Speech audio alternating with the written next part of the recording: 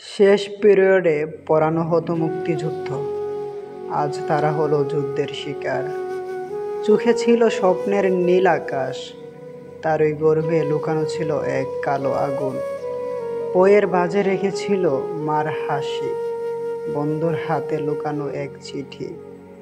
আজ খেলা করে দেখা হবে ঠিক 4টায়, সেই 4টা আর আসেনি কারো ক্যালেন্ডারে।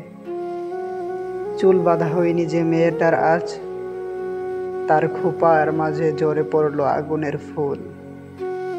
যে ছেলেটি চুপচাপ শেষ বেঞ্চে বসত, সে আজ আগুনের চাদরে মোড়া অগ্নি শিশু। স্মৃতির দেওয়াল কাঁদে, দেওয়াল ঘড়ি থেমে যায়, শিক্ষকের কণ্ঠেও আটকে থাকে অসমাপ্ত বাক্য।